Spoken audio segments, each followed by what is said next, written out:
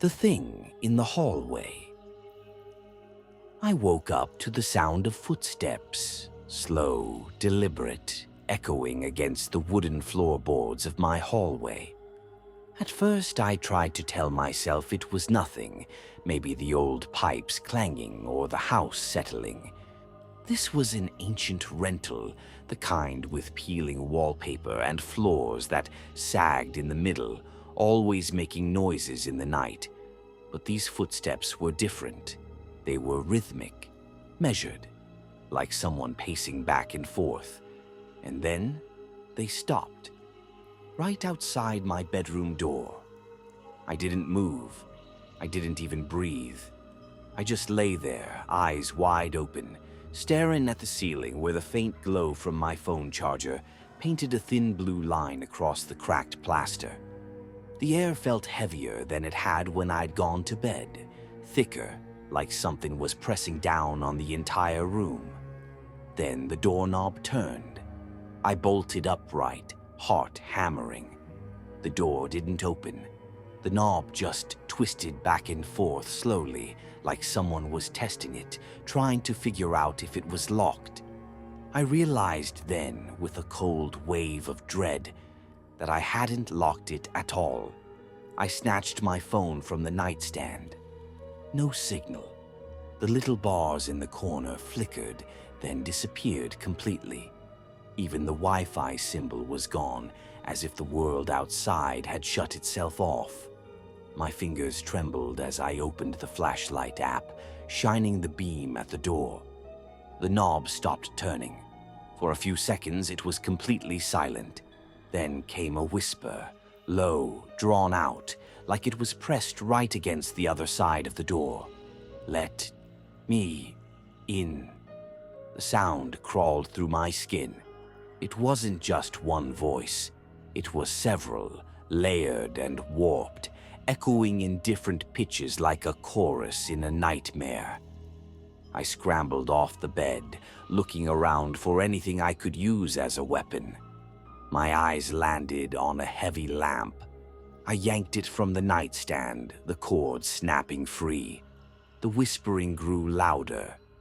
Closer, it began to scrape at my ears, words I couldn't make out weaving between the clear ones. The knob began to rattle violently now, the door shaking against its frame. Dust drifted from the ceiling with each impact, and then it stopped. The house was silent again, except for my breathing. My heart thudded so hard it felt like it might punch through my ribs. I waited. 30 seconds, a minute, 2. Nothing. Finally, I crept toward the door, lamp raised above my head. My hand hovered over the knob. The wood was ice cold under my fingertips. I swallowed hard and turned it, slowly cracking the door open. The hallway beyond was pitch black, blacker than any natural shadow. The faint nightlight at the far end was dead. I flicked on the flashlight again. Something was standing at the end of the hall, tall, thin, its head cocked at an unnatural angle, its arms hanging too long, fingers grazing the floor. Its outline wavered as if it weren't entirely solid. I blinked, and it was suddenly closer, halfway down the hall. Its mouth was open too wide now, stretching like a tear in cloth. The whispering started again, but this time it wasn't outside the door. It wasn't even in the hallway. It was behind me. I spun around, but the room was empty. The bed rumpled, the lamp cord dragging across the floor. My phone flickered once, then went dark. When I turned back to the hallway, the thing was inches from my face, and the whispering was no longer words. It was my own voice.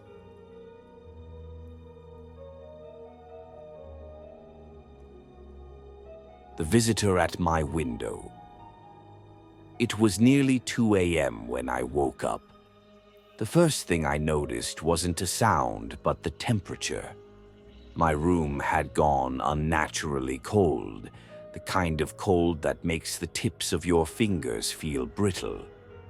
I pulled the blanket tighter around me and reached for my phone to check the time. 2:04 a.m. No notifications, no signal bars, just a blank little icon where the network should have been. I was about to roll over when I heard the tapping. Faint at first, a slow, deliberate tap, tap, tap, coming from the window right beside my bed. My apartment was on the 3rd floor of an old brick building. The windows opened out over an empty alley. There was no fire escape, no balcony, no tree branches anywhere near the glass. The tapping stopped. The silence that followed felt heavier than the darkness, like the room itself was holding its breath. I tried to reason with myself. Maybe it was a loose shutter or wind against the frame. But my building didn't have shutters and the air was still. The tapping came again, louder now. Tap, tap, tap. My pulse began to pound in my ears. Against every instinct, I turned toward the window. At first, nothing. Just the blackness of the alley outside and my own reflection in the glass. Hair tousled, eyes wide, phone glowing in my hand. Then another reflection appeared beside mine. It was taller, its head bent at an unnatural angle, the outline flickering like a bad TV signal. For a moment, I thought my mind was playing tricks, but as I moved, the shape didn't. It just stayed there, perfectly still. My breath fogged the glass even though the room was so cold it shouldn't have. The shape moved closer until its face was inches from the pane, but it wasn't a face at all. Just a hollow oval of shifting darkness where features should be. A mouth opened in the void, stretching far too wide, as if the darkness itself was splitting. No sound came through the window, but my chest vibrated like something was humming inside my ribcage. I scrambled off the bed, clutching my phone like a talisman. The shape raised a hand, or something like a hand, and pressed it to the glass. Thin, spidery fingers spread across it, leaving faint trails of frost as they moved. A hairline crack appeared across the pane, then another. I backed toward the door. My apartment had never felt so small.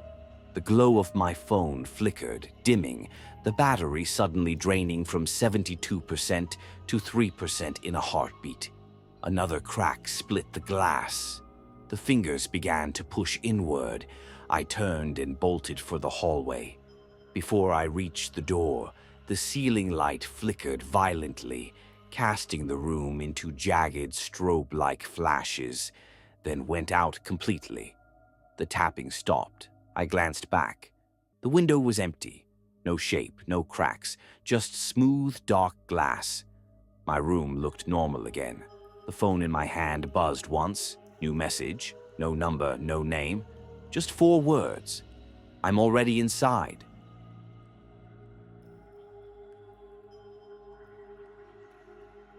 The house that breathes. I shouldn't have gone back there.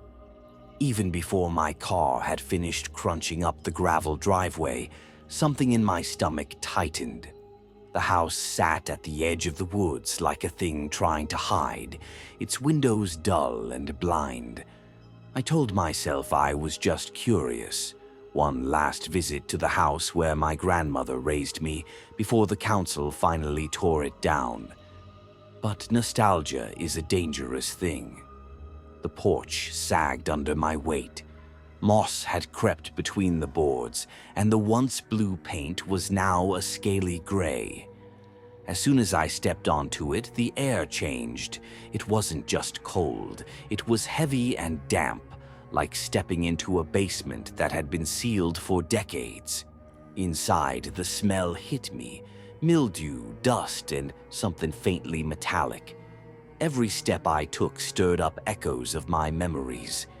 The creak of the stairs, the faded rug in the hallway, the tiny kitchen window where sunlight used to pour in. But there was no sunlight now. Even though it was mid-afternoon, the house seemed to drink in the light. I switched on my phone's flashlight. Its thin beam cut through the gloom, glinting off cobwebs that drooped like black lace from the ceiling. Somewhere above me, wood gave a long, low groan, like something shifting its weight. I wandered into the living room and froze. The air was moving. Not from a draft. The windows were sealed and crusted with grime, but from the walls themselves. The wallpaper bulged slightly, then sank back, as if the whole room were inhaling and exhaling. I took a step back, heart hammering. This was an old house. Pipes knock, floors shift.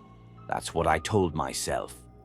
But when the walls swelled again, I heard a noise under it, a faint, wet sucking, steady and slow, like lungs. Then came the whisper. At first it wasn't words at all, just a low vibration under my skin. Then it formed something I could almost understand. Come upstairs. I should have left. My hand even found the doorknob, but the whisper had the exact tone my grandmother used when she called me for dinner. The memory pulled at me like a hook. I climbed the stairs. Each step groaned under my weight, the air growing colder and damper with every foot of elevation. My breath began to fog in front of me. The banister felt slick under my palm, as though the wood were sweating. Her bedroom door was open. Inside, the wallpaper had peeled away in sheets, exposing a slick, pulsing surface underneath, like raw muscle. The carpet squished faintly under my shoes, and the smell, sweet, rotting, made my stomach churn. In the center of the room stood her old rocking chair, swaying though no one sat in it. I raised my phone, the beam trembling in my shaking hand. Something shifted in the corner. Not a person, not exactly, but a shape unfolding from the wall itself, pale and damp, its body half hidden in the pulsing surface. Its head lifted with a slow, sticky sound, and a face formed on it. My grandmother's face, but stretched too long, eyes too large and glassy. It smiled, lips cracking open far too wide, revealing a blackness inside. The house exhaled, the floor under my feet shuddering like living muscle. A pulse ran through the walls, shaking dust from the ceiling. And in a dozen overlapping whispers, the house spoke again. Stay.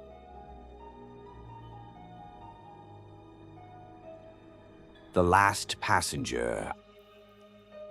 I was the only one on the bus. At least, I thought I was. It was just before midnight when I stumbled through the pouring rain to the empty station.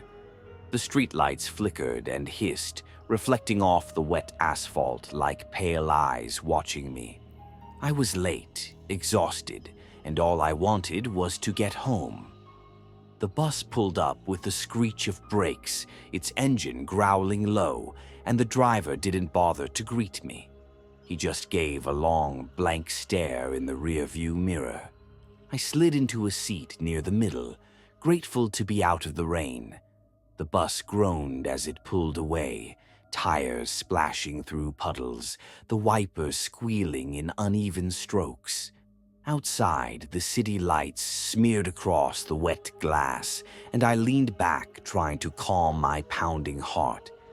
That's when I heard it.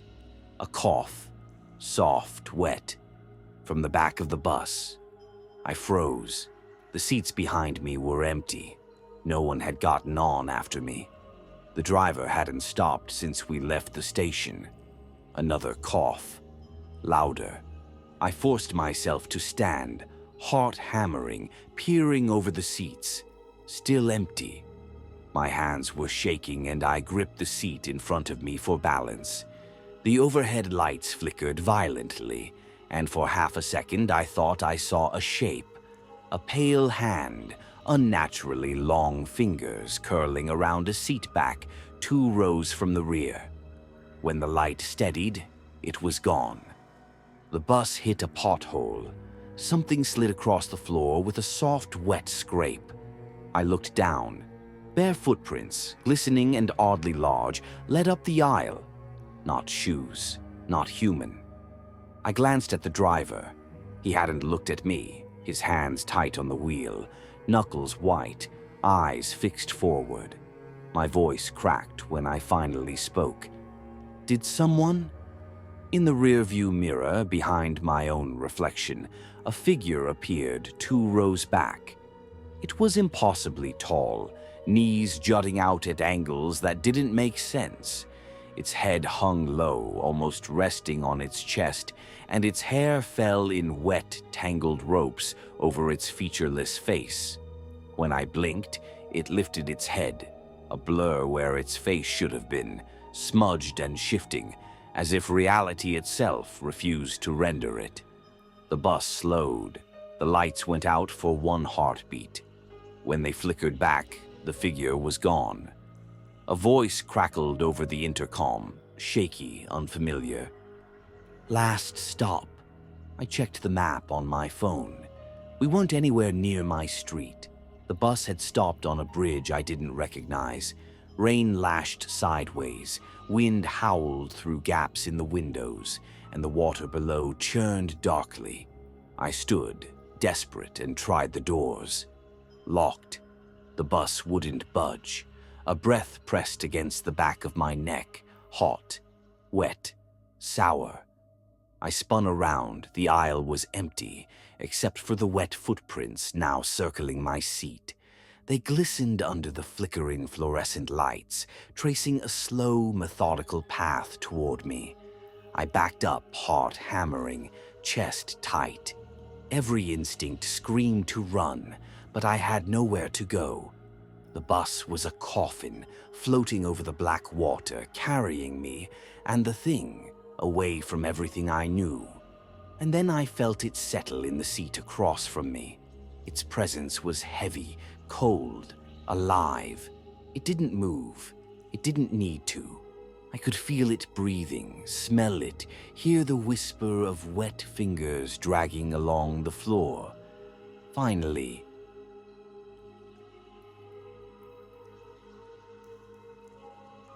the Whispering House. I never believed the stories about the house on Oak Street. People said it swallowed those who stepped inside, that it was cursed. Most dismissed it as small-town superstition. I told myself the same thing as I crossed the overgrown lawn that night, but even then, something inside me was already warning me to turn back. The front porch sagged under my weight. Paint peeled like dead skin from the railing. The door stood slightly open, as if it had been waiting for me. It creaked when I pushed it, a slow, dragging sound that made the hairs on my arms rise. Inside smelled of dampness and metal.